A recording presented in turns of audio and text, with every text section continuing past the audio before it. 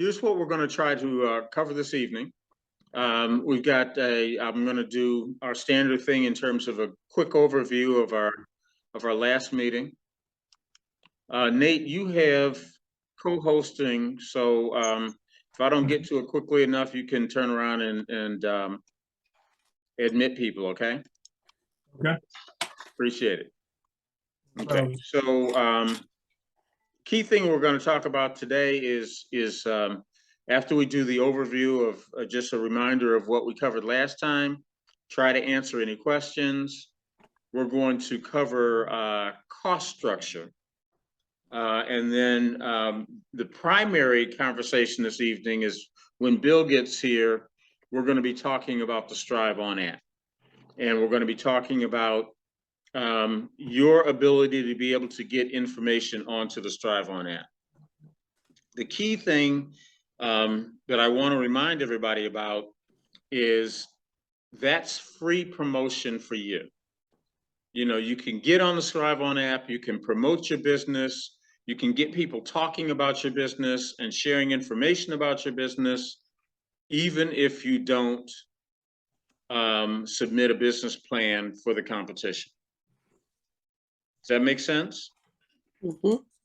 Does everybody think I'm nuts? Most people do.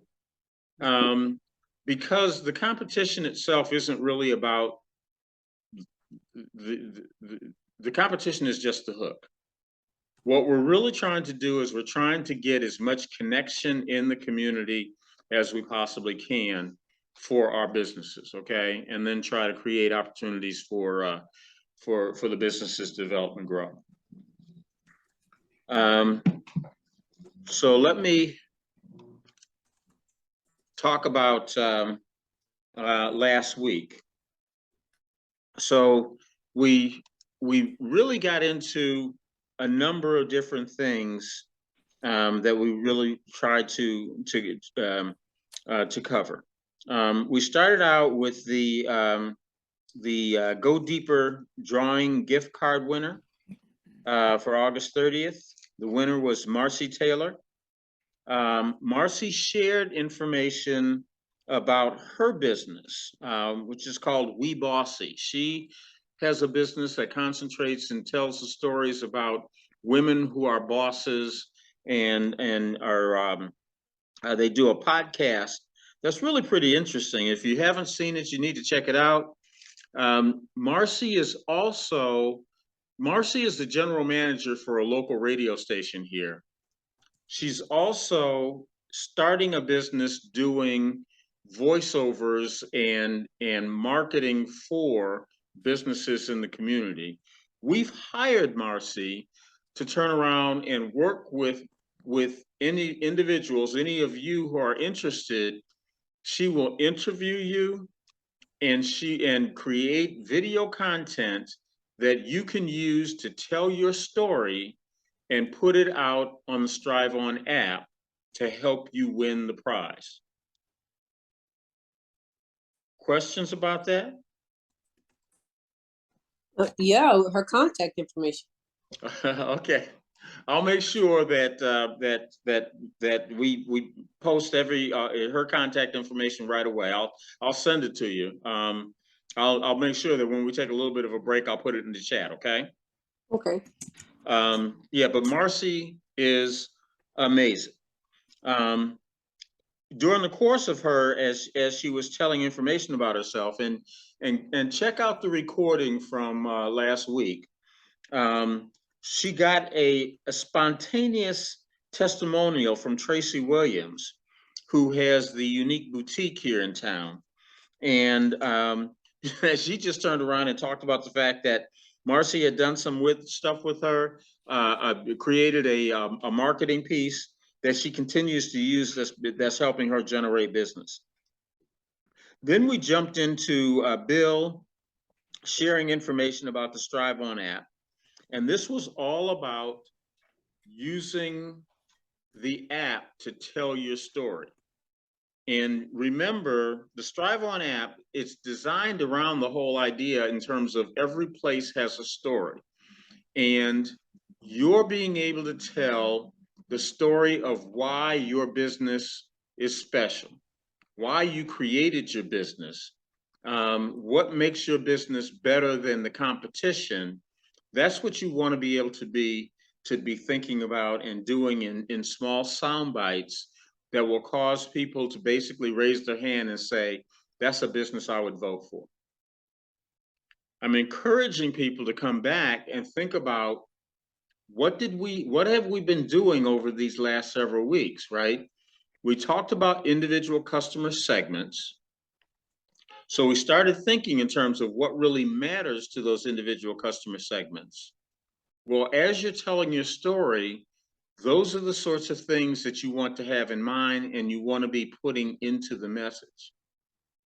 When you think in terms of how you're going to incorporate that into your business plan, you want to be thinking, how does this make my plan different than my competition? So for example, if you think about what you wrote and the notes you made on your individual customer segments and why you selected those segments, you can tell the story in terms of, if you do general research like everybody else does, this is what you learned in terms of who you should be marketing to. But as you did your customer discovery, this is also what you learned about who those segments might be. Maybe you discovered that there's a segment that traditional research didn't necessarily uncover.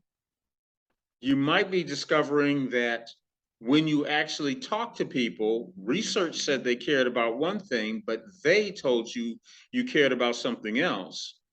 And now you start telling the story in terms of why your business does what your business does. And the purpose there is to help those who are reading your plan understand that you understand who the customer is better than just the average person.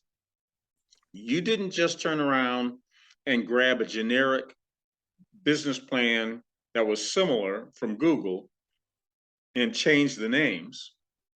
You turned around and you really truly understand who the customers are, why they want your product, and that sort of a thing. That makes your plan that much more believable than others. We jumped into the information about the Strive On and talked about getting votes.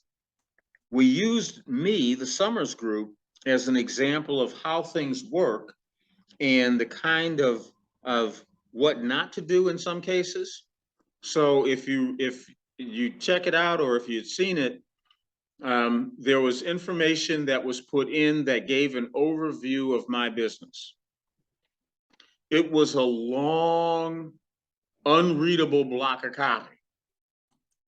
So Bill was turning around indicating that that's where you turn around, and as you submit it, you want to turn around and make breaks between those lines. So when you're visually looking at something on your phone, 3 or 4 lines of text, then a break, 3 or 4 lines of text, and then a break.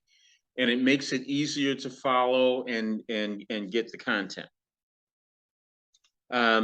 We also turned around and had an example of, I showed a program that I've done in the community called the Dignity and Respect Campaign, and had a picture of the document that was a resolution that the city proclaimed a day, Dignity and Respect Day.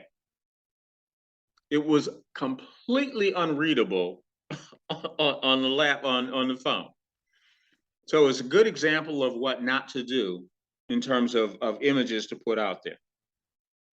And we also talked about the area in the forms, the way you submit things, where you can submit corrections to your pages, so that you submit something, you look at it, it's not exactly what you wanted, it's not presented the way that you want, and how to be able to submit information in order for the Strive On team to correct it, so that it'll be the best presentation that you want it to be.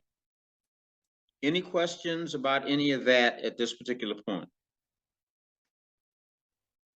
My question is, I missed last week, but the week before, Bill was talking about making appointments with people to help them strive on. So we just get in touch with him personally to get appointments for that.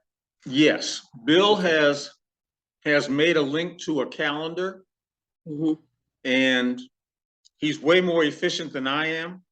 So there's a calendar, you can type in the time that you want to have the meeting and it'll automatically be scheduled for you.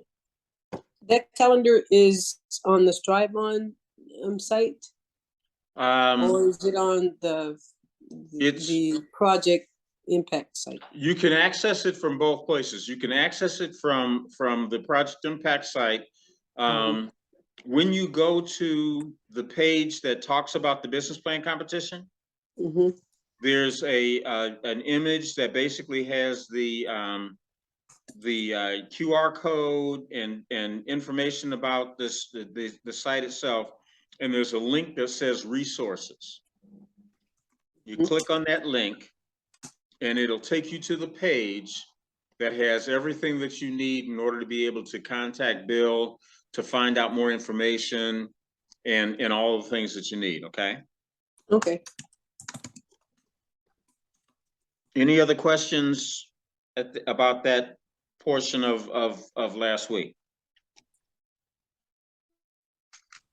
Okay. The next thing that happened was Tom Gright, the CEO of Notre Dame Federal Credit Union. He joined us and spoke about how they are doing things in the community to support our businesses, the way they will work with us. And I'm just going to be honest, I am completely biased, okay? I've been on their board for 10 years. Tom and his team will work and they'll bend over backwards trying to find ways to be able to help our businesses. It's not like they're going to turn around and change the banking rules and just do anything for us, but they will go out of their way in order to be able to try to help us do some things. And Tom made a special point of emphasizing that. He's one of those on that list of key influencers that are willing to take a call and try to, spend some time to try to walk people through and then connect us to the resources that we need in order to be able to build our businesses. If you missed it and you want to hear it again, if you go to the website and click on the recordings, because every single session has been put out on YouTube and can be replayed. If you go in to about 42 minutes, 42 and a half minutes, I've got on my notes here, into the recording, that's where his portion of the session starts. I recommend you listen to it again. And I recommend that you take advantage of tapping into him as a resource to be able to, just to answer questions, think about who you need to talk to. Tom's a tremendous resource in terms of financial institution, but the reality of the situation is he knows everybody. So he may turn around and be able to create a warm intro to somebody else you might need. Maybe somebody in marketing, maybe somebody in insurance, maybe somebody in legal. You see what I'm saying? So I hope you guys are taking advantage of what we're trying to tee up here for you. Any questions with regard to Tom's presentation? Okay. So then we turned around and I started covering the two topics that were supposed to be covered for the week, okay? Key partners and I think it was key activities. So we started out with key activities. And so I recapped how to take the work that you've been doing up to this point and apply it to what you need to do to actually make your business work. So key activities was that whole thing in terms of here's what I did in terms of my customer segments. I need to go talk to somebody to make sure that what I'm assuming is real. I need to turn around and I need to go find who these potential customers are. I need to, all the things that the steps of, okay, so I've discovered some things and I'm thinking about these things on all of my little handouts and the notes I've made to myself. There are action items I need to follow up on. These are the key activities that I need to be moving forward on in terms of moving my business forward. And always thinking in terms of lowest hanging fruit. What's the thing that's going to be closest to money? What are the things that I need to do in order to be able to advance us forward? I used me and the center as an example. I mentioned the fact that Antonius Northern had joined us and talked about this new grant that was going to be available. And so I walked you through the things that I did, and I keep emphasizing, I drink my own Kool-Aid, okay? The stuff I'm telling you is the stuff I do, right? And so I walked you through the way I turned around and basically identified as the executive director for Project Impact. I went back and I said, this is something that's going to be a possible new revenue stream for us. And here's what we want to do. And there are certain things that we need to do. So I walked through the activities and shared with you what I had to do in order to be able to put a plan together in terms of how I was going to take advantage of what he is offering and how I was going to pitch it to the Project Impact Board to get approval to go spend the time, energy, effort, and resources in order to be able to do that. So I was just trying to give you an example of this is one way, this is the way I do it, but then you may turn around and start thinking in terms of, okay, so this is how you may want to do it. Any questions associated with that?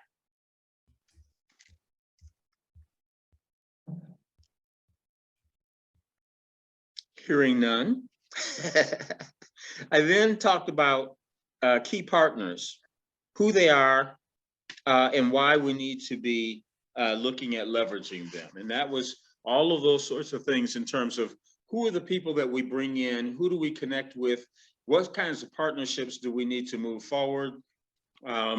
If you're sitting here thinking that you can be extremely successful as a one-man band and you can do everything and everything's going to be wonderful and perfect, you need to get measured for a straitjacket right now because it ain't gonna happen that way. So that became a big part of that conversation. And again, I'm encouraging you, go back and listen to those segments, come up with questions, think in terms of how you want to apply these things. That's why we do this. Okay. So after that, Dwayne Walker from Chicagoland Popcorn shared his story and a presentation. It was a really good presentation on the top reasons people fail. And he used himself as an example. I can't believe he did that. It was a great presentation. You can listen to it and watch the slides that he shared. If you go to the recording of it, at the point that's about 1 hour and 37 minutes into the recording, that's where you're going to see his stuff. You should really check it out. That was really good information from somebody who is exactly in the same shoes that we're in. And it's just, that's the kind of information that I think is most meaningful when you start thinking in terms of what do I need to understand in order to be able to grow my business and avoid some of the mistakes that other people have indicated that I made this mistake. You know what? Avoid that landmine because there's a whole bunch of other landmines out there. Just avoid that one and you'll be that much better off. Okay, so with all of that said, are there any questions for me at this particular point?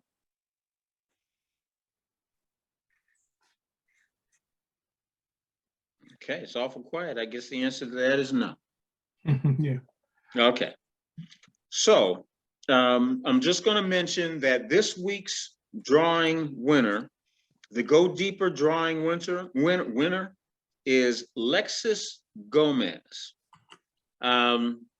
Lexis, I'm not going to even try to describe her business. I'll give her an opportunity to be able to come back and talk about her catering business when she has an opportunity. She's not with us tonight because she is taking advantage of another community resource, the Spark program. The Spark program is a business development program for women in the South Bend community. It's at St. Mary's College.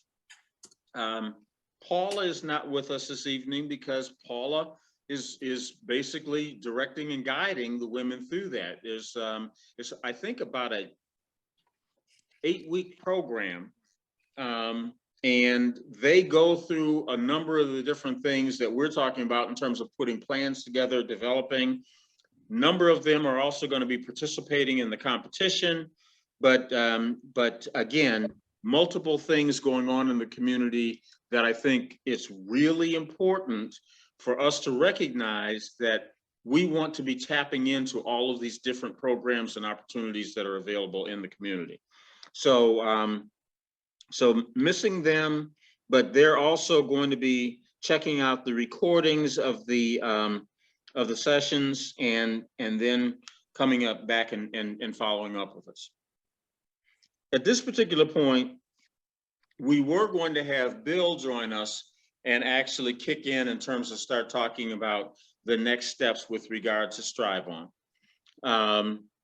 and the app and how it's going to be used.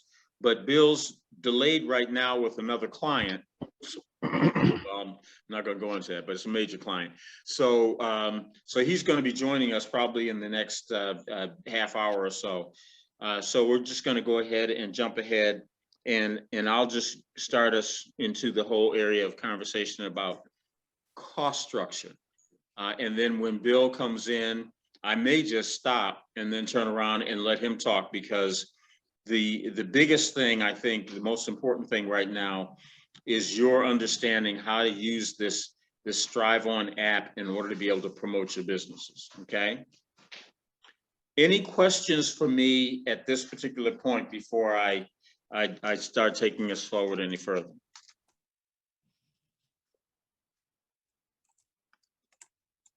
Any things that you're concerned about? So far, there's nothing in the chat, James. Okay. I do want to emphasize, here's what we've done. And again, we're kind of painting a moving train here. Okay, this is the first time out for the business plan competition. I got to tell you, it's going as well as I could have possibly hoped. But I will tell you, it's like 3 times more work than it looked like when I outlined it. So, standard entrepreneurship. it's the way each of our individual businesses go. It's like we map it out. We try to think about every possible contingency, and no matter what, the only thing that we know is it ain't going to go that way. But this is going very, very well. It's just it's more time consuming than I had actually imagined, but that's okay. I'm having the best time that I've had in a long time, working with some of the best businesses and people. I mean, I'm just amazed with you guys and things that have been happening going forward. I just want to say one thing. I was telling my daughter, she works with me as the project manager, and this stuff is like Greek to me. She does all the organization thing, and I'm an artist and a writer. And so I think this is probably the hardest thing, even though I haven't been in all the phases. Yeah, I'm holding on. Well, but and hopefully we can move through it slowly together. Mm-hmm.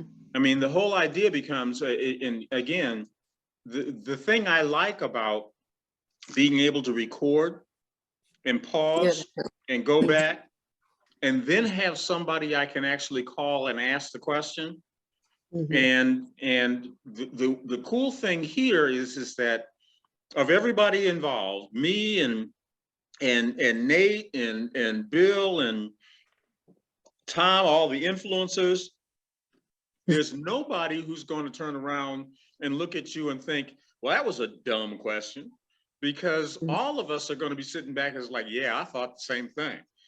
I mean, Exactly. I mean, seriously, Nate, am I telling the truth? Oh, you are 100% correct. So what we do is we just kind of walk through it and ease through it. I had a conversation with one of the guys, one of the participants who has a coffee business, and he's explaining his coffee business to me, and he's like going gangbusters, and I'm like, dude, I gotta help you. You gotta understand, you lost me. I don't understand, right? and he had to come back and explain it to me very simply. Now, but the good news associated with it was, as he was explaining it to me very simply, I think it was occurring to him that I had no clue. And all of those things that he had is in his brain in terms of how all this stuff works seemed simple to him, and it seemed extremely complex to me. So we're all in this together, and that's the way we want to be able to go with it. So don't be impatient with yourself, and recognize that that we just really want to guide along together to be able to make this happen, and recognize that we will adapt this in order to be able to accommodate you. That even implies in terms of like how we will upload information into the app, how we will turn around and walk with you in terms of if you're having trouble putting your plan together and you've got a bunch of questions, we will walk with you in terms of trying to make it as simple and easy as possible, okay? I appreciate it. James? Yes. Bill just joined us. All right, Bill, timing is wonderful. Oh. Are you all right? Yes, sir, I'm okay. You sound tired. I am, and I'm not done yet, but that's okay. I get it. Gotta make hay when the sun shines. There you go. Yeah, well, that's it exactly. Okay, so your timing is very good, actually. The one thing I want to mention, I think I mentioned that Lexus won the Go Deeper competition, and then let's see, contestants plans are due. Okay, and I want to mention that October 4th is the date when your business plans, if you decide to join the competition, that's when they're due, and that's when the $100 payment for joining the competition would be done. I put a link on the website for people to be able to download the donations, but I've had individuals bring a check, cash. If it's a check, make it payable to Project Impact. And we're just trying to walk me through that. Voting is going to be done between the week of October from 4th to, I think it's the 11th, when we make the announcement of the winner. And oh my gosh, I missed it again. I'm sorry? Wow. He's going over the business plan competition process. Somebody had asked a question. Oh, shoot. Okay, so and then we've hired a couple of members. We Bossy is in Faith Hustle, our members who are helping us get the word out in the community to tell the stories about the app, so that we can get more followers who are out there to potentially see your stories and vote for your businesses. Any questions at that particular point? Okay. I have a Bill? question. Okay, yes, go ahead. Are people voting for you through the app?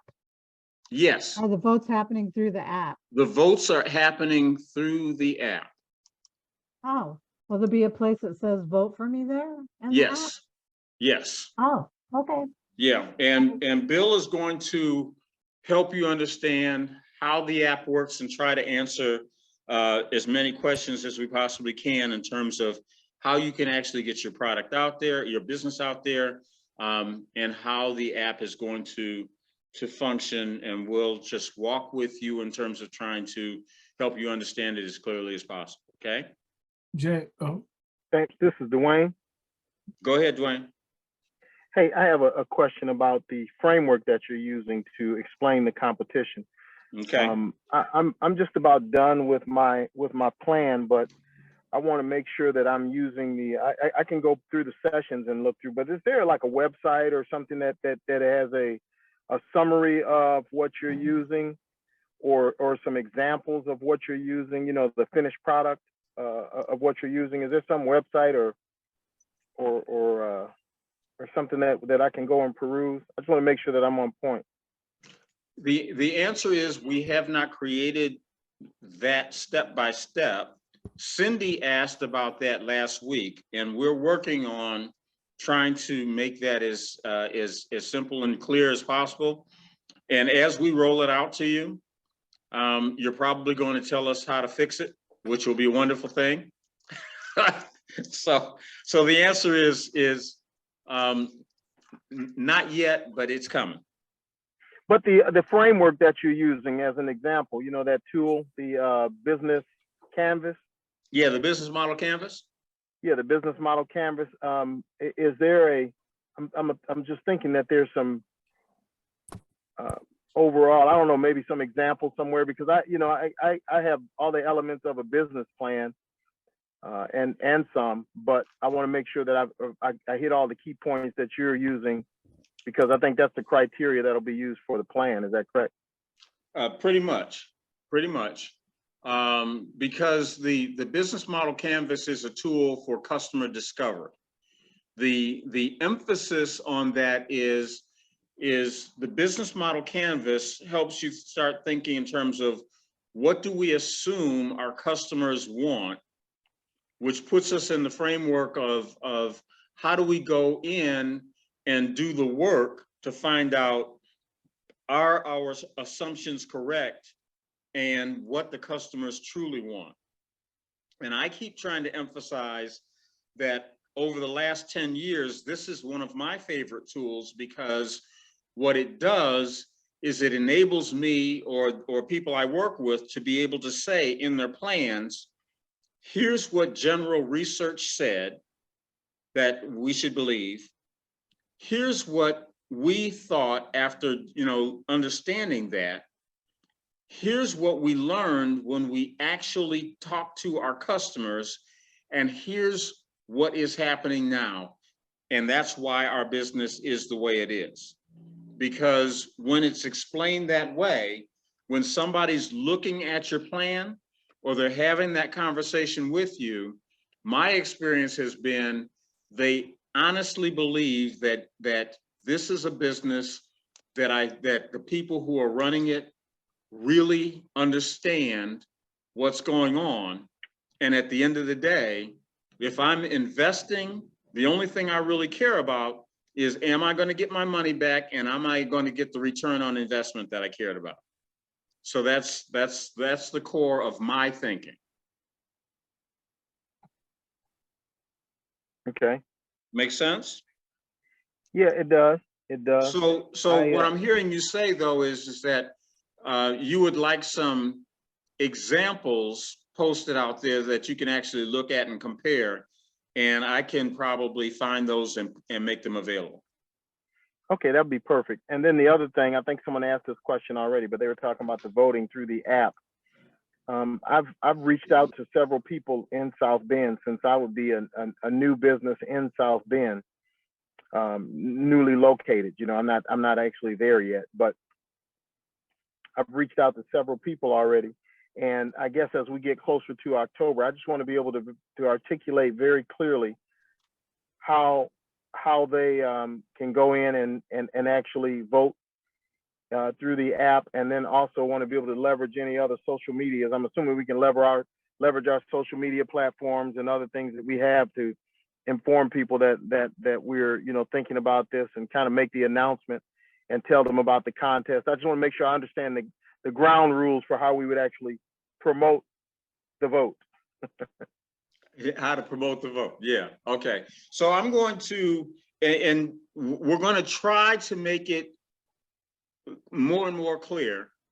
And that's a big part of what Bill is going to be sharing with you now.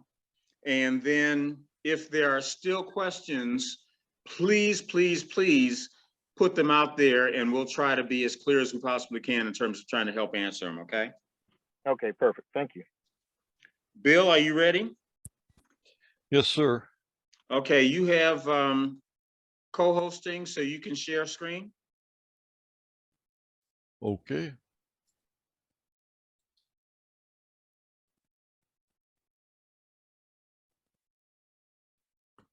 You see my phone? Yes, I do. Yes. Okay. So here is what I've been busy working on. And I think I mentioned this to everybody last week a little bit about this tech prize competition in Racine. It's actually a pitch competition, but you know, you end up doing a lot of the same things in a business plan or a pitch or any of the other types of activities associated with planning for and launching a business, right? And certainly in telling the story of, right, what's a pitch? It's a short version of your big story, right? And so in using the app, there's a lot of good examples, a lot of things that are in common. And tonight I've got it built out. That's what I've been working on for 2 days, pretty much, you know, 12 or 14 hours a day, filling in for somebody actually. But so here are some categories. So they've got it. I think I mentioned they have these categories of just things around town. And these are all host locations where there's a physical display actually set up. It's not a huge display. It's like, you know, like a piece of, what do you call that? Like tag board or display board, right? Like, and you can actually buy a kit or whatever, and it has like, folds up, you know, so it has like 2 wings that fold out, and it stands up by itself on a table then when you do that, you know, and you can put images and text and posters and things on it. And then you can, if you have physical products, prototypes, whatever, if you have popcorn, if you have whatever it is, you can put that on the table in the front. You could give away samples even, right? So these are the host locations. And so for the people that are there in person, they can go around to these different places and they can see all the different participants. There is one place that they kind of use as their headquarters that's called Uncorked. It's a wine place, of course. And they have, I think they're hosting 10 participants there in the one location. So that's that part of it. Then as you scroll down, you'll see they kind of run these two divisions in parallel about it's called the idea competition is one, and then the actual pitch competition is another. The idea competition is more for, they try and engage school kids. So you'll see there's college and open. So anybody can enter. So there's an open category, but it's for adults. There's a high school division, and there's a primary and middle school division.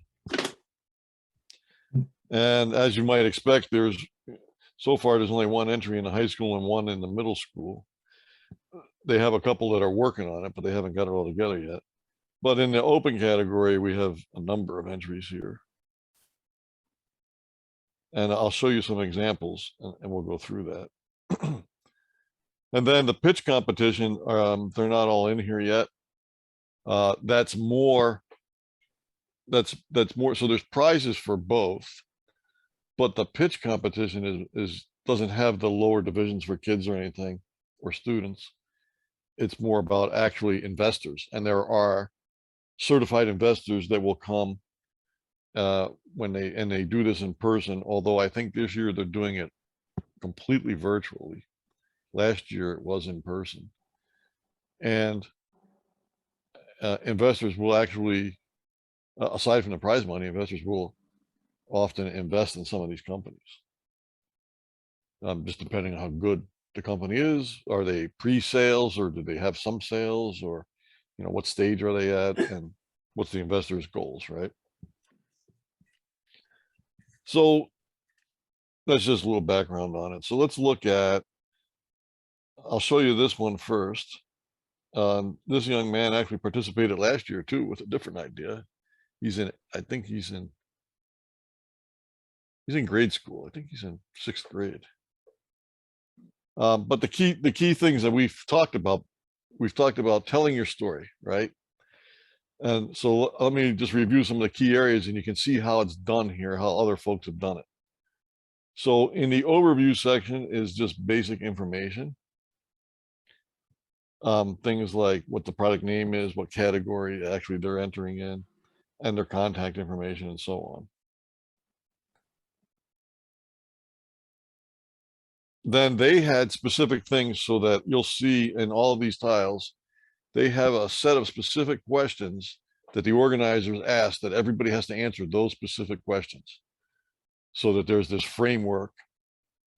And then they can go outside of that. They can do additional things. They can create their own kind of PowerPoint, their own slide deck and stuff. And many of them do, especially in the categories that are more competitive, and in the pitch competition more than the idea. But there are still the standard core set of questions, right? And so, and these are things, by the way, I'm showing you this, and we're going to spend a little time on it, because I hope this is going to help you pull together your own story. And these are the kinds of questions you should be thinking about when you're doing that. If you can answer these questions, you will have a nice product, right? Your product is going to be your pitch or your story, right? And so if you want to start with an outline, like we've talked about in the past, right? These would be kind of good topics to get you started with an outline. Okay. The problem statement is whatever it is that you're trying to solve, right? So what is difficult for somebody to do? So this young man actually observed his grandmother, and I might have told you this story last week. I'm not sure if I did. I told somebody. She was had to go to the doctor, and was the day before, and that evening before was trying to pull together all her health records and whatever she needed, some things that the doctor had requested she bring, and she was kind of scrambling to find him around the house, and he was watching that. And so he thought maybe he could make an app that would allow, would help her out. So there was a problem, there was a need that he identified, right? And then he talks about his solution a little bit. His name of his product is MediSmarty.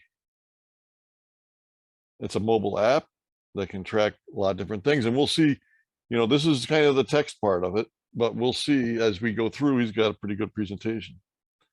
Who's his customer?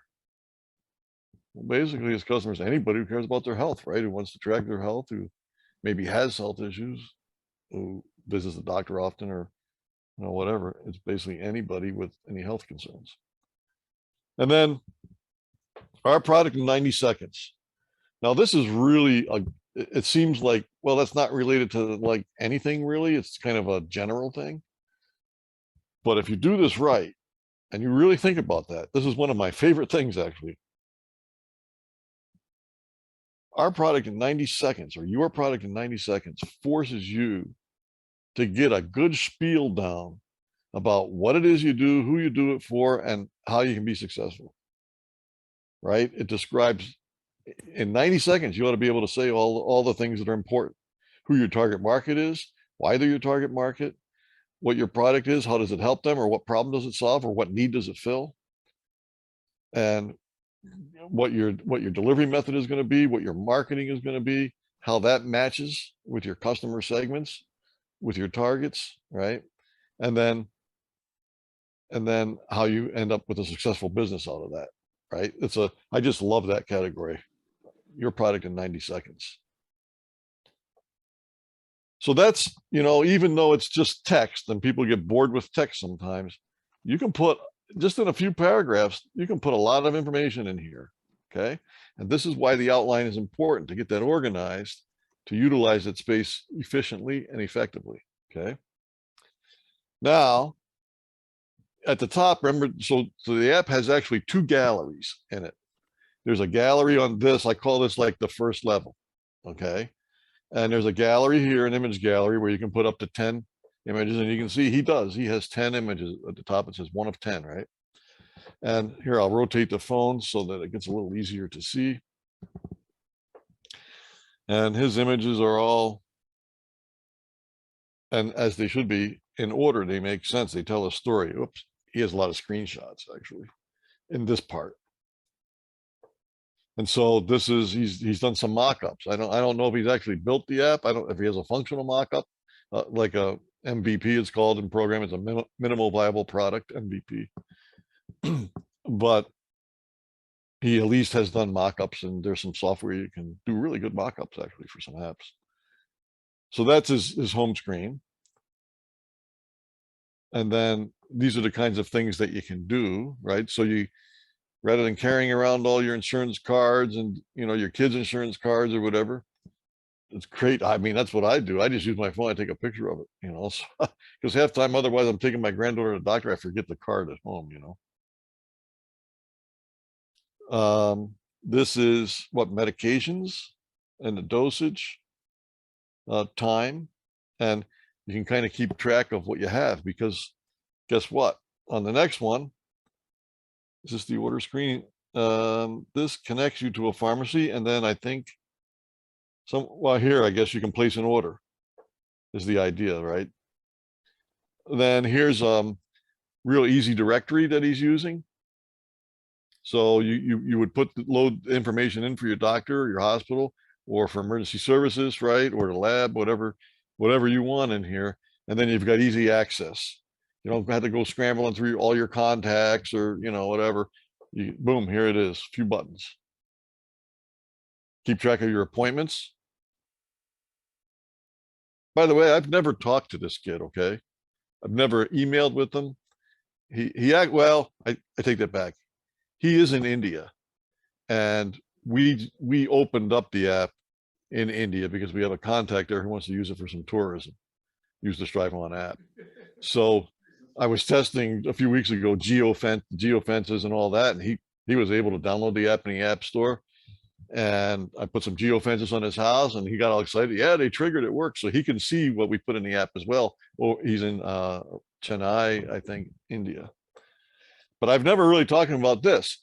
He's done such a good job of laying this out that I'm telling you the story as I see it based on what he's done.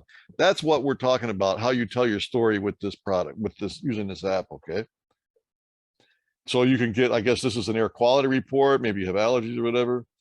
This is, again, has to do with, looks like your medicines and tracking how many you're supposed to take and what your stock is on it. Do you need to reorder? Here is, your kind of, what do they call this? Like your bio data. And I think that's what he's got for screenshots now. Okay, so I've told you, right? Use the different parts of the app to tell your story. Well, you can see, I think this is a great example. Here's his product. It tells his story, right? And we'll see some other examples too. And I'll move it a little faster because I don't want to keep you all night. But if there's any questions, along the way, just please let me know, okay? Don't be afraid to chime in or raise your hand. Nate will tell me put something in the chat. So that was level 1. And it has these other things about you can check in and review and you can share it. So promote the vote. Dwayne, here you go. Right in the app. you can share it. I could send you a text. I can send you a text. You know what I'm going to do? I'll show you how to do this. I'm going to text to James. Why is it not coming up? It should come up.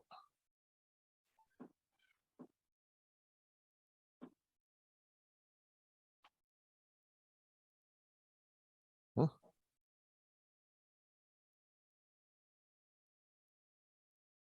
Oh, I know why, because I'm on my demo phone, not my actual phone. Gee.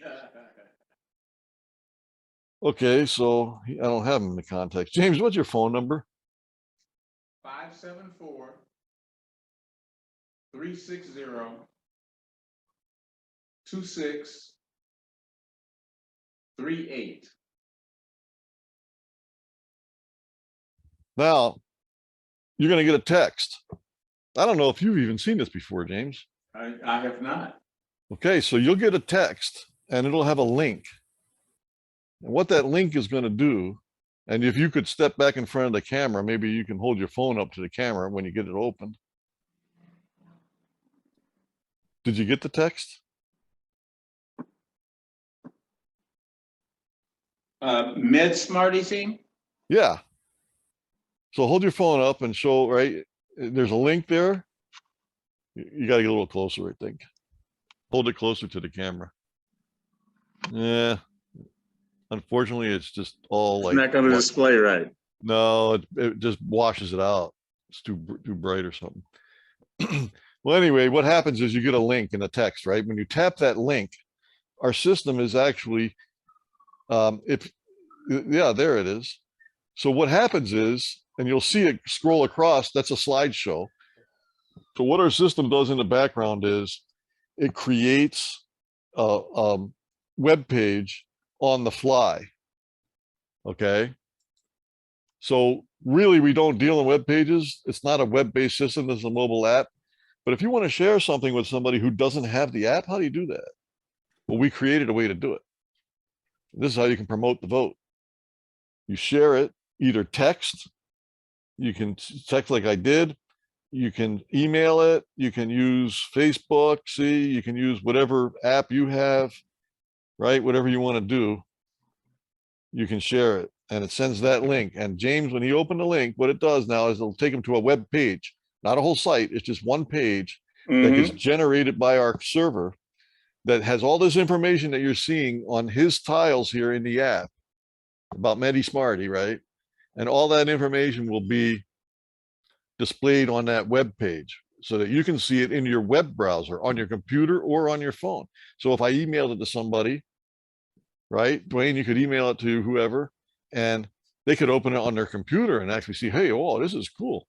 And how do I get this app? Well, they're included in there are also links right on that page where you can tap for iOS or tap for Android. It takes you directly to the App Store to download the Strive On app. How's that? How's that for promoting a vote, eh? Okay, so that's just one way, and it's built in. So that's level one. Okay. When we tap the Explore button, we're going to go to what I call it. I've been calling it level 2. People seem to kind of get this. I started doing that with the Tech Prize people in Racine, and they kind of took to that level 1 and level 2. So we'll try that. We'll use it. So here it says this a geofence triggered, because I have a geofence here on Racine, and I put probably won't work for you guys. If I don't know if you're within 100 miles of Racine or not, it's probably pretty close. Racine's right on Lake Michigan, you know, just north of the Illinois state line. So as the crow flies, it might be within 100 miles. But what'll happen now is I'll tap learn more, and then I see here's his presentation. And now here it just has one thing instead of all those tabs broken down into those different things about who the customer is and your product in 90 seconds. This just gives you one space for an overview, because the idea here is you create a video and you have another photo gallery or image gallery to tell your story. So you don't want a lot of text here. Let the video do it. Okay, so let's see what, I didn't even watch this video.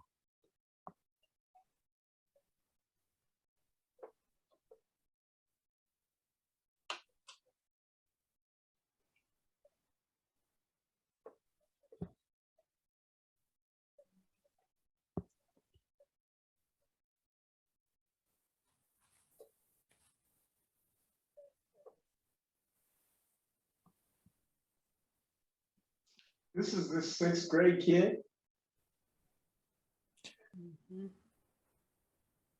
So I'm not gonna play the whole thing. It's, he's pretty lengthy. He's 8 minutes and 34 seconds on this video.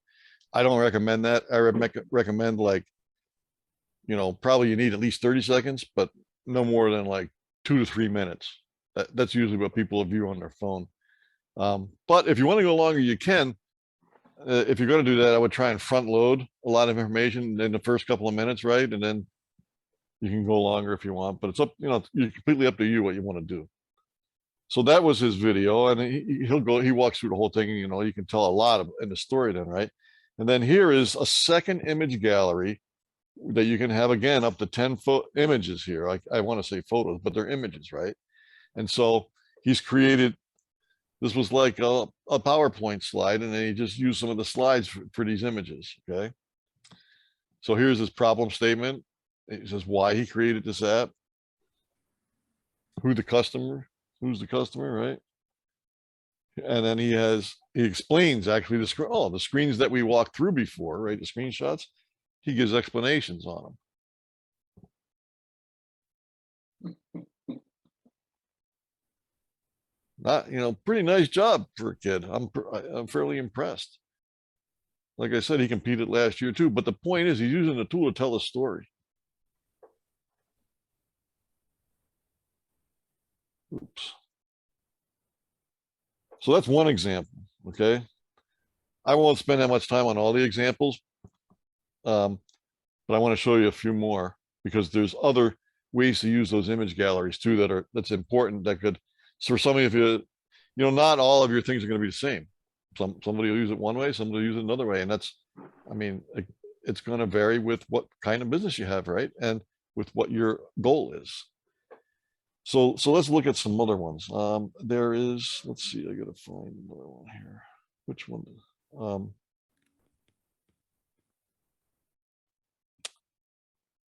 Okay, so this gentleman actually he's in business already, I think. He's in Ames, Iowa. And again, here's his information. He actually has a website up that you can, you know, it'll take you right to it here in the app. Looks like he's got a nice mobile responsive site too.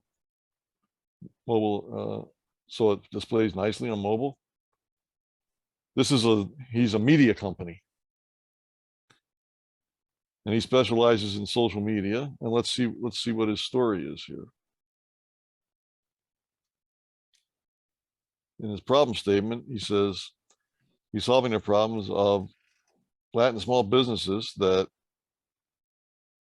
don't have the same access or have trouble, maybe a language barrier, managing their social media, their accounts for their business.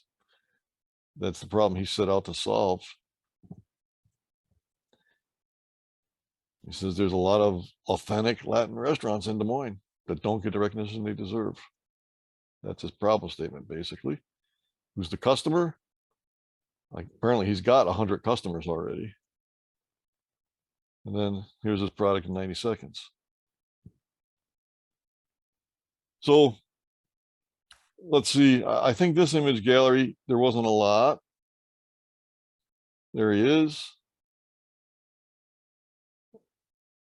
But at level 2,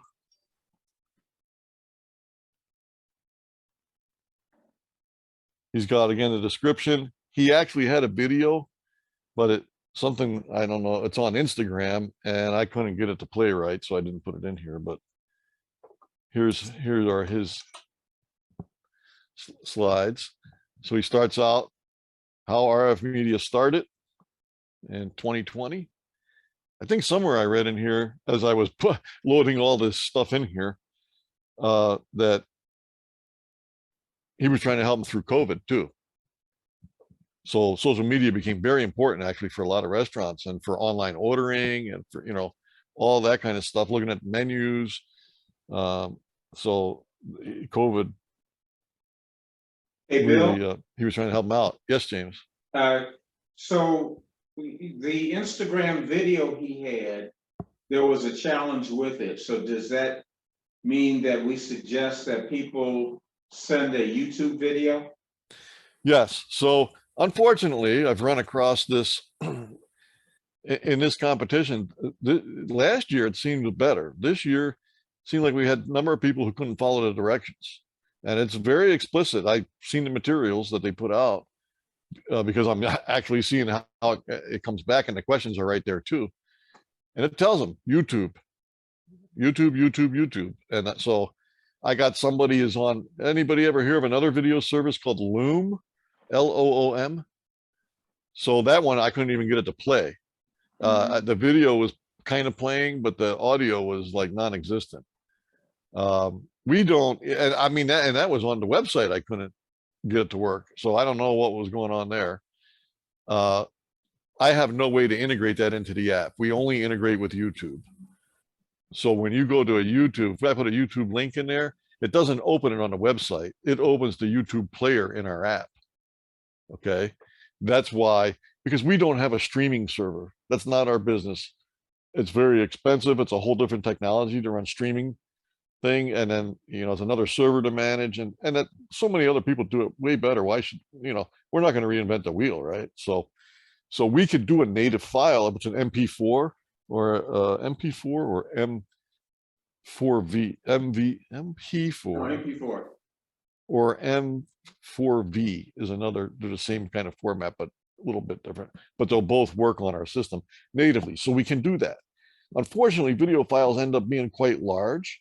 And if we do it natively, right, like we're playing your file, that file has to download to the phone in order for it to play. So do you really want to be downloading a 50 megabyte file on somebody's phone?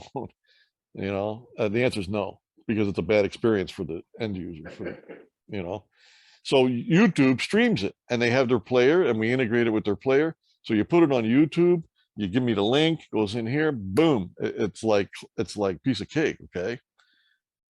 So here's his story. He's using these slides to tell the story, how the things that he can manage, right? Competitors.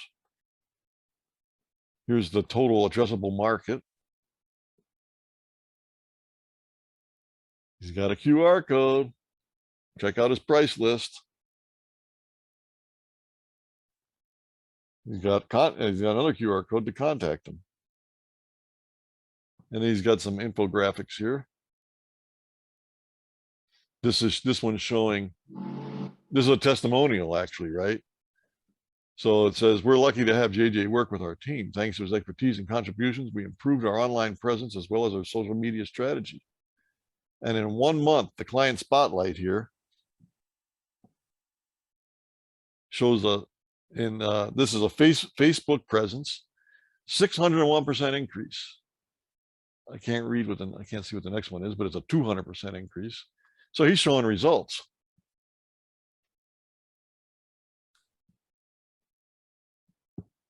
This one, so a little critique here. For my taste, my opinion is this is too wordy. Don't use the text areas if you want to put a paragraph, right? Don't use a nice image space where you could say a lot better stuff with an image. You could tell a lot better story. You could, show more depth actually without having paragraphs. This is not the right place to use a paragraph, okay? Now there's one I do want to show you, and then we'll take some questions. And by the way, this is all in the app. So if you got the app, go find Racine, Wisconsin, do like here at the top, you tap the city name. These are all ones that I've already added to my favorites. Okay. So down here, it'll say add more. I could start typing in. So if, let's say I wanted to type in Niles, Michigan comes to mind. That's near you guys, right? I type in Niles, there's Illinois here. Second one is Niles, Michigan. It's not there. Huh? I'm from Niles, and it keeps telling me that I have to. When I try to do the my location, it says that the service isn't there yet. Oh, that's true. Yeah, there you go. So maybe we should talk, and you can create some content. We'll put some content. You could put Yes. Niles on the map. Yes. Yeah. Okay. Let me go back to receive. That's funny. So I wanted to show you, where did they go? This one here. So this is a team actually from UW Whitewater, right? My town, right where Shotan teaches. And they work with a nonprofit called Combat Blindness. And they work in India. And the gentleman that founded it, what he's done is he's developed an app for an iPhone, and it has a little attachment that goes on the phone, and they can train people very easily to go out in the field, and they can do eye exams using that special lens and an iPhone. And they can tell things like cataracts, they can diagnose some different diseases, and it's pretty cool what they're doing. And that's their logo, I guess. I don't actually know too much about it. I listen to Shotan talk about it sometimes, but so they have all the standard stuff here, right? Problem statement. They give some statistics. Here's a good one. Vision loss causes more than 410 billion in lost productivity each year. Educational performance is linked to good vision, right? Well, of the 1.1 billion people with vision loss, 55% are women.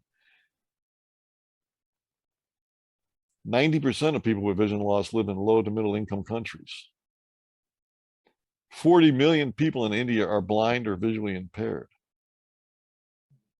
While India is home to 20% of the world's vision, India is home to more than 20% of the world's visually impaired. There are also other factors to consider. So they can do the exams, right? That's half the battle. And then they have these small eye centers. Then when people know about it and they know it can be repaired and it can be done quickly and cheaply, they go get it fixed and they have their vision back.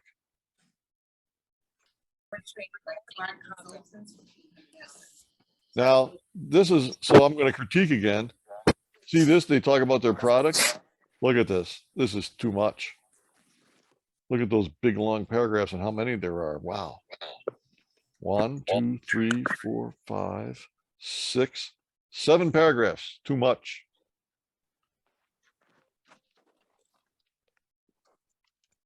Okay, let's look at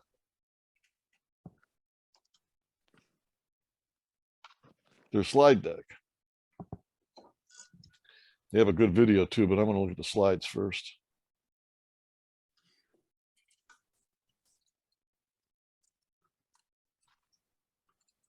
This is what I wanted to show you. This is a good infographic. Just some bullet points, but you can tell a lot about your story. You can tell a lot about your business. You can tell a lot about your product and how it can benefit people just in a graphic like this. And bullet points and pictures, and you use them together. This type of setup conveys a lot of information.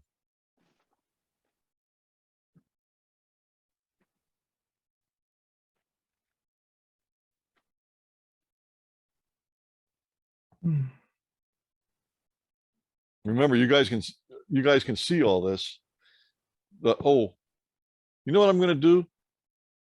I'm going to make that. I don't think they're going to mind. I'm going to make the geofence a little bit bigger so I can make sure that you have access to see what they're doing here, because these are well thought through examples. I mean, and this is not an example. I mean, it's for real, but you can use it as an example, you know. These slides are very good. These are very well done.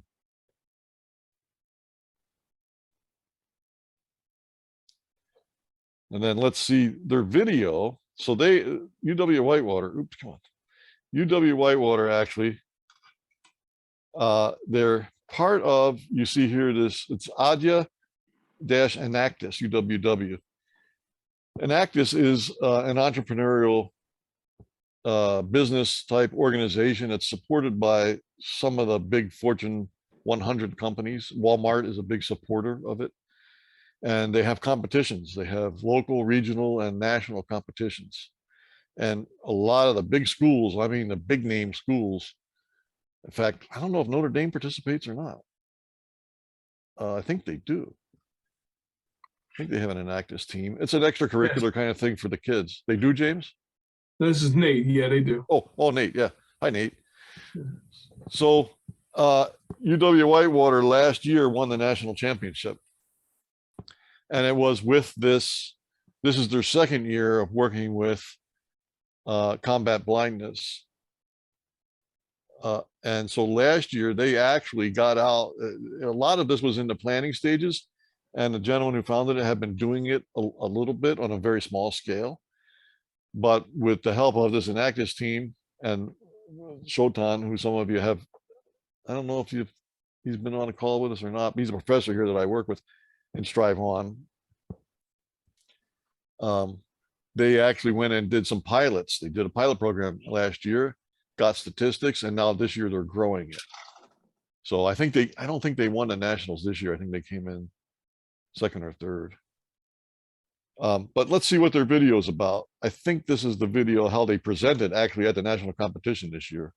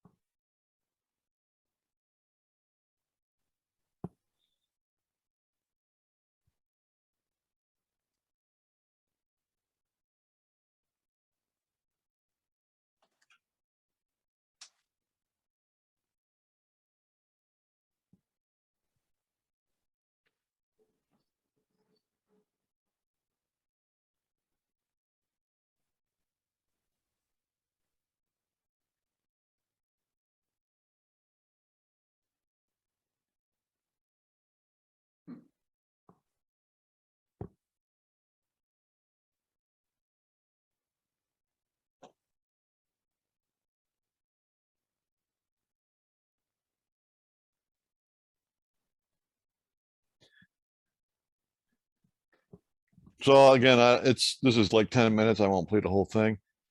But you can watch it if you're interested later, but it's just an example of how to use the different components and how to tell your story.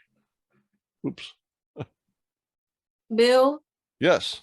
was there audio in those videos? Because I didn't hear anything. Oh my goodness, I forgot. Zoom has a separate setting that I have to share sound separately. I forgot all about it. My apologies.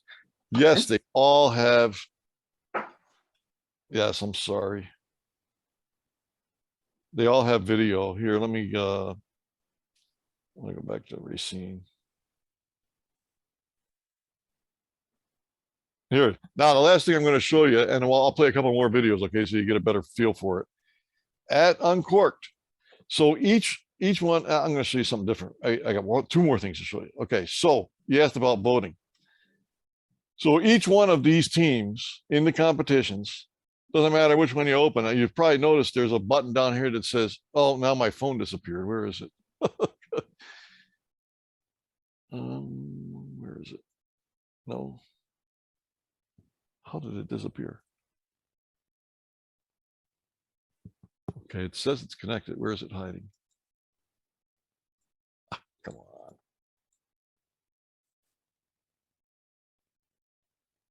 Some days Zoom gets the best of me. No, it's just not connected.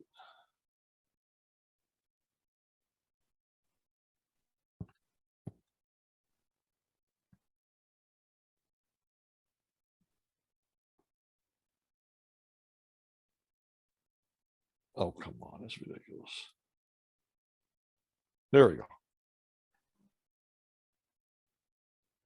So this button down here says rate the idea.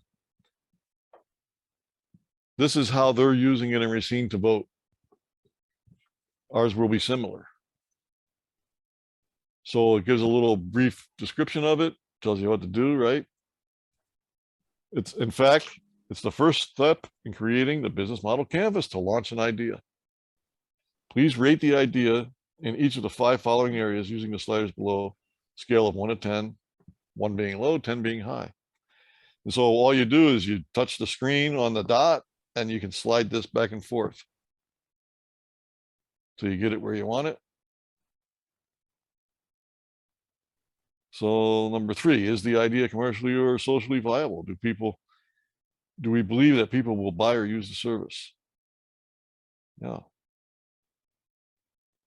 How was the quality of the representation of the idea? Does the presentation of the idea provide a clear and reasonable solution?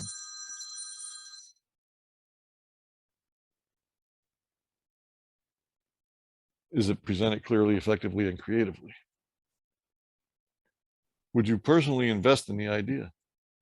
Would you actually invest for equity if the company offered it? So you set your ratings wherever you want them and hit submit. Oh, there's a spot. They included a space for comments, so you can actually put in a comment if you want to. And then you tap submit, and the results get tabulated on our server. Okay. Each one of the participants, and you guys will be the same, will have a button like that. It'll be different wording. There'll be different things. It'll be, of course, we've said, right, that it's going to be more, there'll be a heavy community component. So there'll be probably some questions geared toward the community and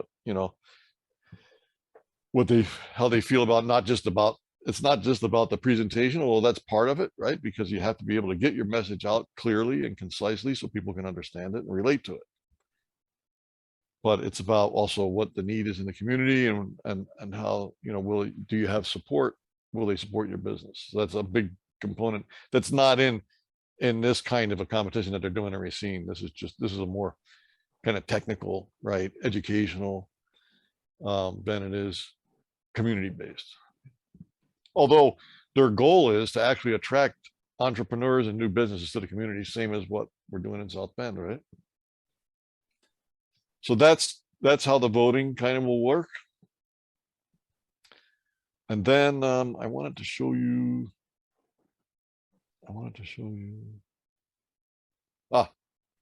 So I don't know how we're going to do this. We may do this. We may not do this. I'm not sure. But because they have those host locations, well, I'll take you to one. This is that one I mentioned before, Uncorked. It's kind of in the center of downtown, and they have a lot of the teams have their physical displays there. See, we're not doing that physical component, so we may not do things this way. But what we've done here to make it convenient for people while they're at this location looking at the physical displays, I took those content packages, that whole package from level 2 that had the video, the text, the slideshow, right? And put them, once I can create that, I can put that in any location I want. So this time when I tap the Explore button, I'm going to discover the teams that are at Uncorked. Here, all those teams, plus some other ones, this is their level 2 content, it now can be delivered at the location because the geofence triggered, right? So like here's Mehdi Smarty, here's his stuff, right? And here's his video. It is held that is real wealth and not pieces of gold or Mahatma Gandhi. I am Krishna Raghavendran from Chennai, India. In the post-pandemic world, we all have realized the importance of being healthy and maintaining a cheerful life. Why don't we use the modern digital technologies and modern tools to keep ourselves fit and healthy? Here you go. My app MediSmarty is really a smart tool and required in every person's mobile. In today's world, there are lots of complexities involved when it comes to our health, as we have lots of things involved in maintaining. So you get the idea there. We can go back here and we can look at somebody else on the list. So here was the Enactus team. Let's see. This one I haven't. This was kind of an interesting concept. I'm not sure. I kind of like it. So this is called Internship on Demand, and their idea is companies have a hard time, especially the last year or two, recruiting people. They say there's a shortage of employees, and so these guys, their idea is a good way to attract employees, and always has been for a long time, is to start with internships and have a decent intern program. And then you get students in, you get young people in who then end up working for the company. Apparently, though, that's a lot of companies haven't been running intern programs. They have trouble with it. My opinion is the quality of the student is not necessarily what it was in the past. But that's another whole thing. I don't want to get into that, but so they manage the intern process for companies is what their idea is. Okay, so they talk about it here. They don't happen to have a video, so you don't see a video button, but we can look at their slide deck here. They have some, come on, turn, there we go. The future of work is uncertain. That's true. This is talking about a talent shortage.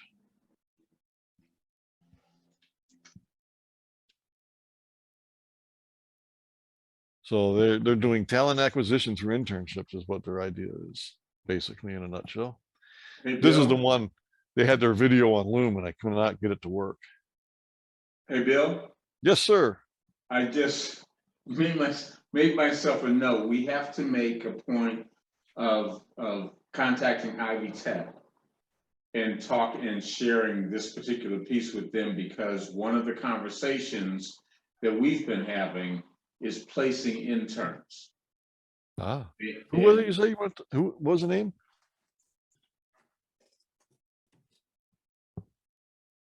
James, are you there? Say again? Well, I didn't catch the name. Who do you want to talk to about it? Oh, Ivy Tech.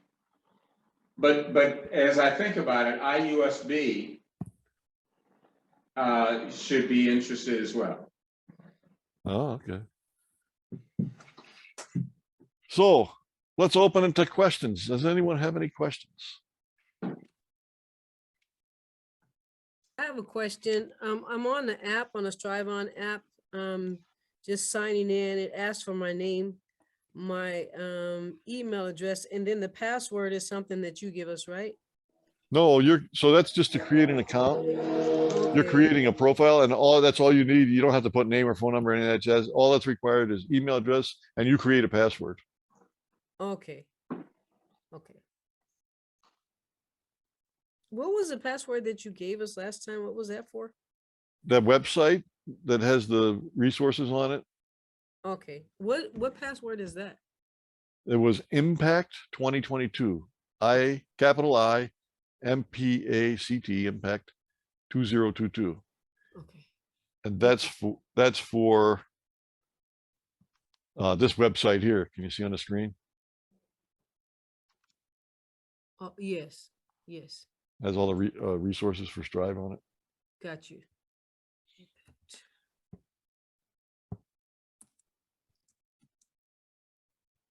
So here's something that's interesting, especially if you're dealing with investors, right, or customers. This is the only one I've seen that actually said thank you at the end. Now, they didn't just burn a tile or burn a slide to say thank you, right? Their contact information is there too. But it's always a nice little touch. Customers appreciate. Please and thank you goes a long way.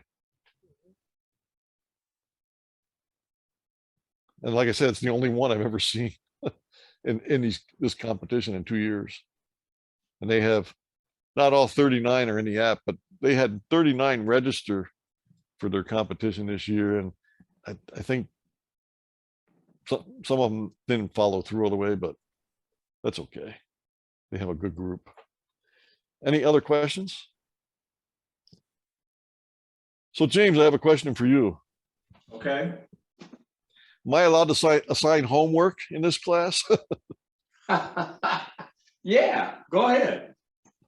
So I was thinking about it for this evening. Unfortunately, I apologize. I've been working so hard on getting all the information into the app for Racine here that I didn't get to this. But I think I would like to see, I'm not sure how to jumpstart you guys is what I'm trying to say. And I think maybe if I just say, if I come up with a bullet point outline that you have to fill in, Does anybody think that would help you? You know, there's a chat thing here. Give me a thumbs up if you think that would help. You know how to do that in the, what's it called? The reactions. What was the question again?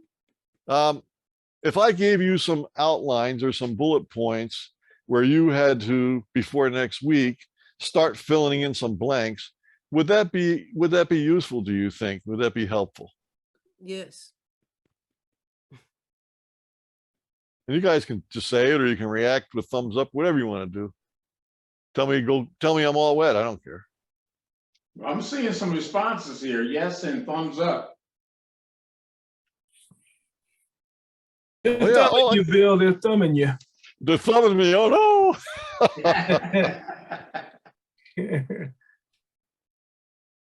Oh, someone said, let's see. Someone wanted to ask, was that Mia Miller? Would my ideas be shared with others? no, not until the point they go into the app. Once they're in the app, then it's public, right? But in setting it up, and then like I don't discuss when we meet, you know, like on our separate sessions, Wednesday and Thursday, I've met with a few of you. You know, I talk about it with Dwayne. I mean, not Dwayne, with Nate and with James. We talk about how everybody's doing, you know, and how what else can we do to try and help them. So, but I don't discuss that with anybody else. Tavares and Kamika have a question. Yes. Go ahead, Tavares and Kamika. I was wondering if we'd be submitting the business plan within the Strive-On app as well as like the example shown. So the answer is you're not submitting your whole plan in the app, but you use the app to try and tell the story of your plan, right? So it's a higher level. It's not as detailed. So you want to give a good overview with some detail to support the claims that you're making. Like, why is it needed in the community, right? Well, our research shows we did a survey or whatever, right? Or you know, so are you with the winery? Is that your business? Yes, we're with the winery. Right. So you mentioned, I think your husband mentioned that you had some research. He asked a question about there wasn't a lot of data that was real local, but is statewide appropriate. Well, right. Well, we conducted that research recently, so we were able to get a little over 100 responses. And so, we work together. I don't know if I introduced myself. I'm his wife, Kamika Perry, and we were able to input that information into our business plan. But I wanted to make sure where we're submitting was clear. Yeah. So you will submit.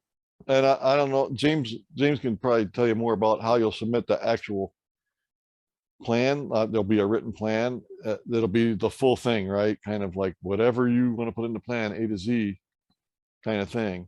And then, but what goes in the app is the overview. So what you're doing, why you're doing it, why is it needed in the community? You know, these kinds of questions that you want to answer.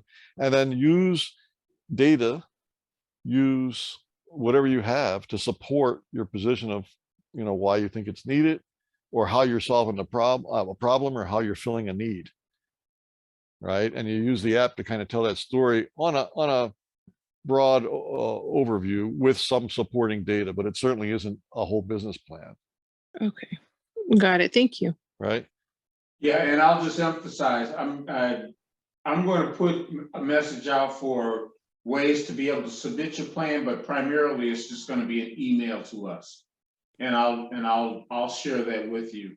But the using the app is almost a variation of a pitch deck in terms of, here's my elevator pitch in terms of my business, so that you you know, making it quick and easy and enticing you to understand more about my business. Good. Well said. Yes, thank you. Any other questions?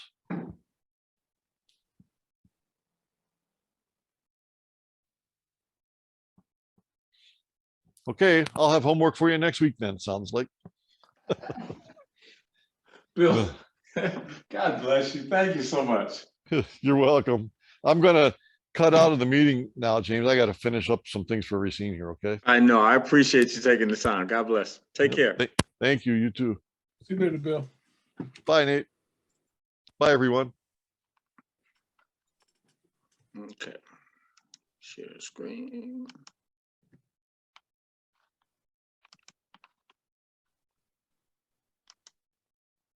Okay, how are we doing? Am I sharing the screen right now? Yeah, Nate, how's it looking? looks good. Okay.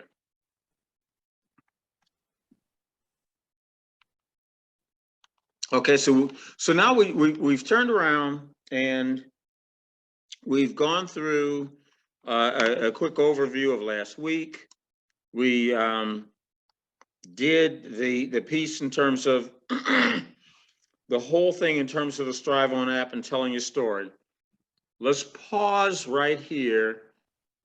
Help me understand are there any questions, because I know there's got to be, I mean, we're doing this for the first time. So what questions, comments, suggestions can you offer at this particular point before I go to the to just walk quickly through cost structure?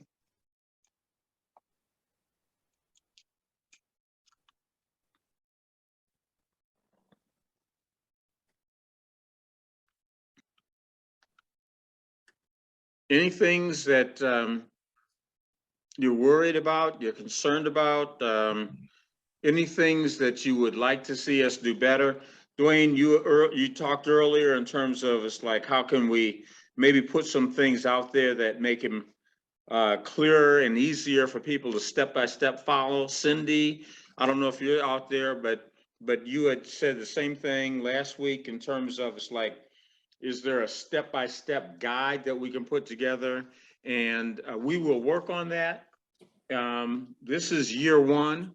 So we'll try to put the guide together and make it as simple as possible, so that for year two, it'll be better. And then year three, it'll be better yet.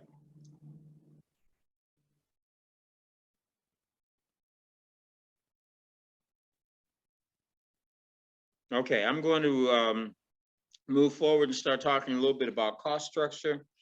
And then, but again, interrupt me, stop me, questions, those are good things. So, so we're talking about cost structure itself, and fundamentally, it's your business costs. I mean, we want you to be thinking about, is your business cost driven or value driven? Okay, are your costs variable or are they fixed? And then the other big thing becomes, it's like, how are we going to maybe drive them down? Okay. So as we look, and a number of you asked the question in terms of the business model canvas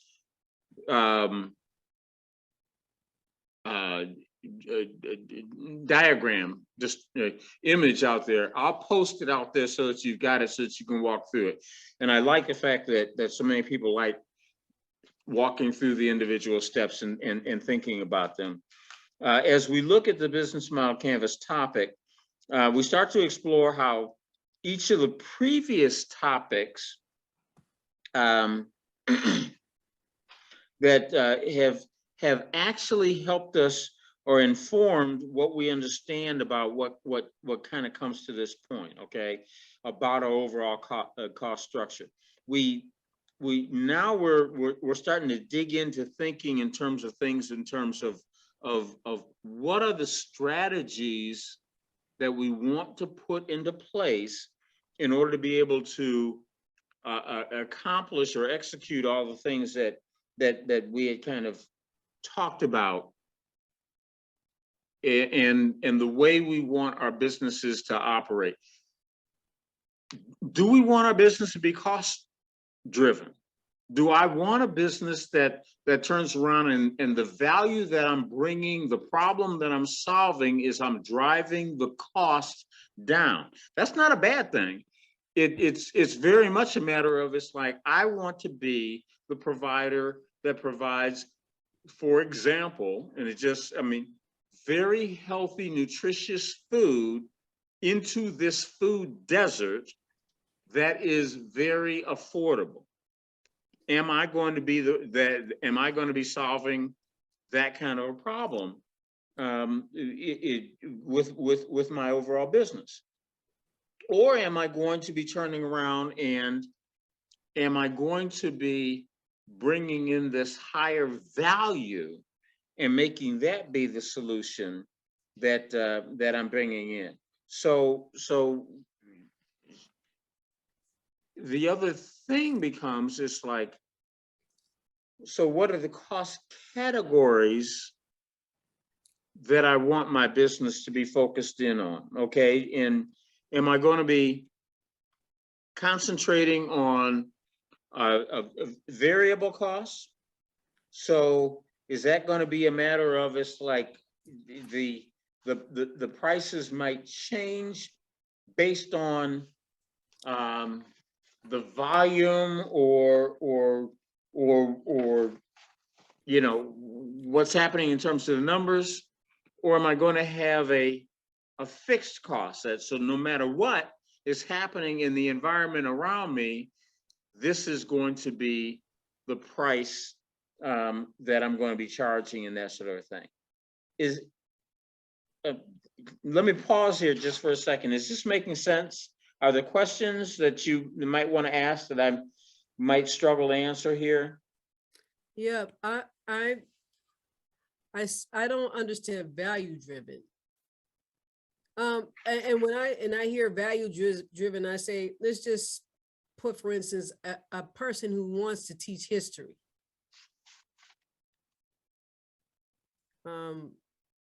The value would be history. And that wouldn't be contingent on cost. Is that? Well, when we start thinking in terms of value driven, it means that the way I'm looking at this and the way I'm talking about it right now and the way I'm asking you to consider it is that this is more important to me, and then I'll pay a higher price for it. Mm-hmm. Now, again, this comes back to when we talked earlier about the value proposition, and we started thinking in terms of pains and gains, right? And I know this sounds callous,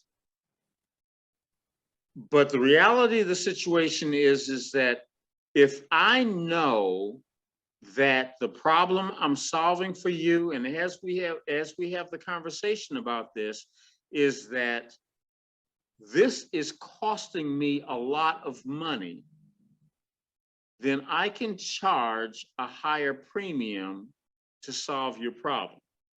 Mm-hmm. This is the conversation that I have with people. I have had with people for a lot of years when and I feel bad now about saying this, but the reality of the situation is that I would come in and I'd have a conversation with you in terms of what's the problem that we're talking about. And as we would talk about the problems, my sales strategy was always that, so let's talk about this problem that you have.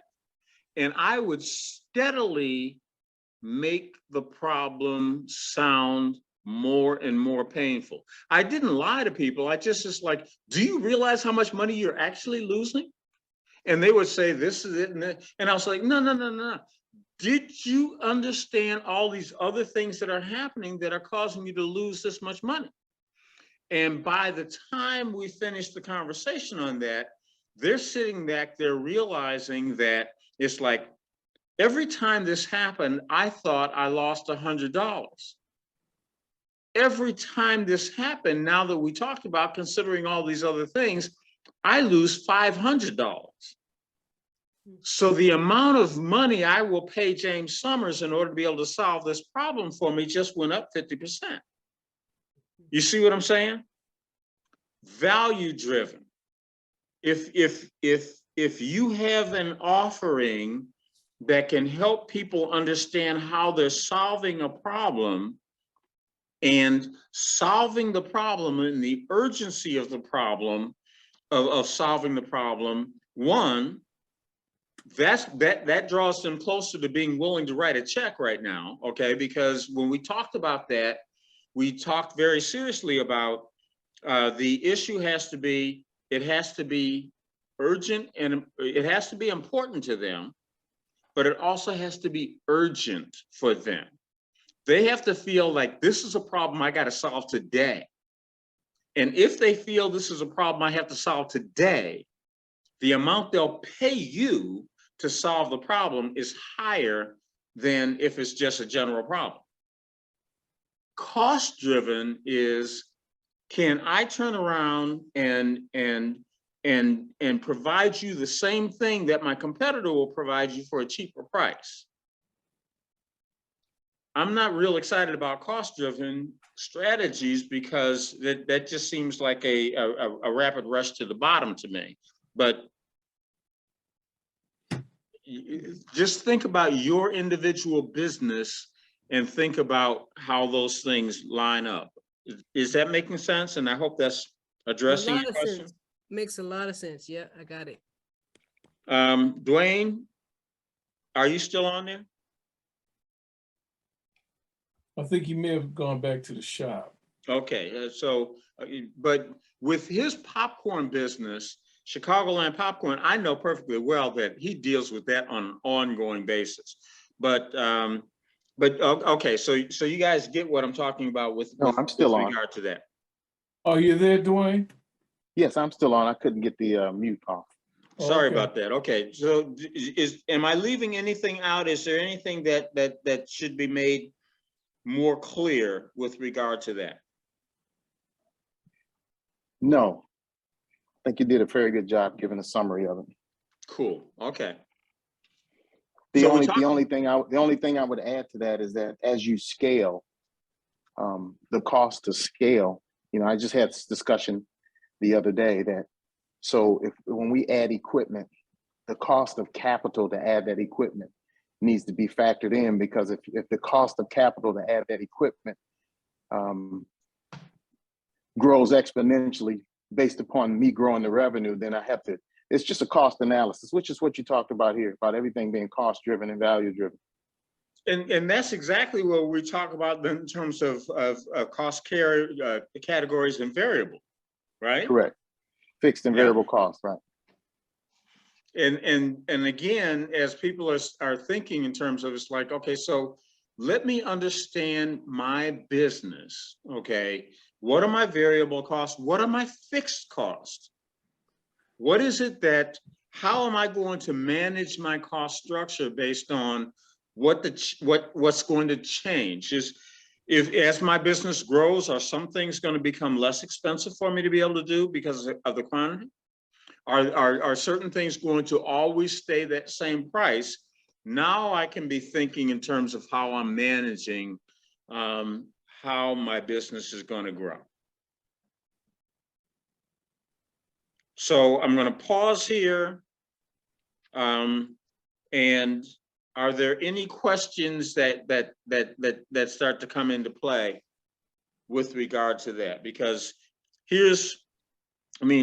again, the stuff we provide is really pretty simple. It's just a mind, stimulator to think about it while you're taking notes. But when I look at my business, what are the variable costs? What are the fixed costs? And what economies do I get from scale in terms of sizing up? But also, what economies do I get from scope? So economies of scope might turn around and be, it's like not just because I'm growing the business, but because I discovered some new opportunities that I might be able to connect with. So, for example, I've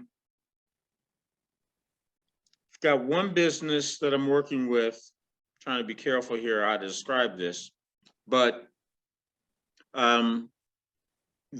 their operation is, it works in a given space, but they're about to connect with another partner. Well, okay, so I'm going to just take a risk, and I hope Dave isn't angry with me, but the Nexus Center, I love what they're doing in South Bend with the Nexus Center. They've got a health clinic that's coming into that space, but they also have 30,000 square feet and a variety of different other things that they're going to do. So they've got a shared commercial kitchen piece. Because they do banquets and work with that. They've got an entertainment piece because there's an auditorium and an amphitheater that they can use. They've got acreage of land. So there are so many different connections that they can make, that the opportunity in terms of growing things, scope, and connecting with all those pieces and how those might interact with each other is a significant way for them to think about how they might be able to grow their business. Look at your business. Are there ways that the things that you're doing might connect with other organizations, other groups that will open up new doors of opportunity and expand your opportunity for scope in terms of the way that you grow your business?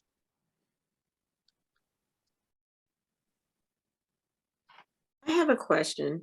Go ahead. It's about the capital expenses. Mhm. I really just started working on this. I'm embarrassed to say, after 9 years, I'm just now getting to dealing with my operating expenses. And I read that you don't count the capital expenses in your operating costs, but my capital expenses, like the equipment that I buy, is pretty expensive. So when does that come into play when I'm trying to figure out the cost of my products?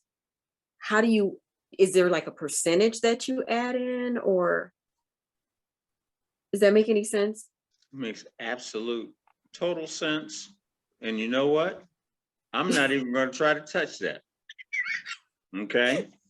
And I just pulled up a Okay. screen that called an influencer list. I have it. Okay. And there's this guy on here. There's a couple of guys. There's Tom Gripe, Notre Dame Federal Credit Union, got his email and his phone number. Okay. There's another guy, Anthony Douglas, okay, AD, got his email and his phone number, right? Okay. They will talk to you, because I'm not going to mislead you and have you mad at me because I gave you bad advice. I wouldn't be mad. I wouldn't be mad. I promise. Yeah. So, but does that have something to do with scale and scope, as far as like wanting to grow my business, knowing that I need to purchase better equipment, and you know that I'm trying to cater to the differently abled community? And no, having I to think buy that some no, different- it makes absolute total sense. Okay.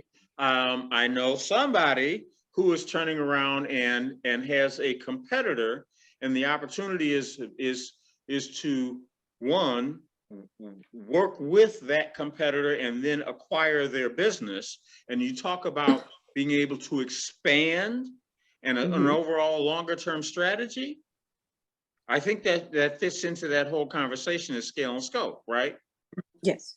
So these become these things that we start thinking, how do I want to grow my business? What are the opportunities I might do? And then who are the resources, the partners, the influencers that I want to have a conversation with, that I can have this, let me buy you a cup of coffee. I'm thinking about this, right? Okay. This is what I'm thinking about doing. And now they will put you on the right path so that you can actually have the best advice in terms of how to address this. Okay. Thank you. Any other comments, thoughts, questions? Please, please, please, please, please, leverage this list. Contact these people. I was talking to somebody earlier today. Ann won't be mad at me. I was talking to Ann, and she was like, James, on that list, I've talked to just about everybody. I got just 2 more to go. And I'm like, Ann, you all over it, boy. Do this. Take advantage of this. These are people who actually said that, you know what? I love what you're doing. If somebody calls me, I'll take their call, and you know, we can go have a cup of coffee and a conversation. It's not like they're going to give you a whole bunch of freebies. It's not what this is about. This is about building relationships so that you can grow your businesses. I want to thank you all very much. I love doing this. You guys are amazing. That's kind of it. Any questions, comments before we log off? I have a comment. I went on the website, and where you told me to go today, it was very comprehensive. I appreciate it. Oh, good. Yep. Love it when things work the way they're supposed to. Hey, thanks everybody. God bless you. Let's all have a great evening, and contact me anytime you need to, okay? All right. Bye-bye now. Bye.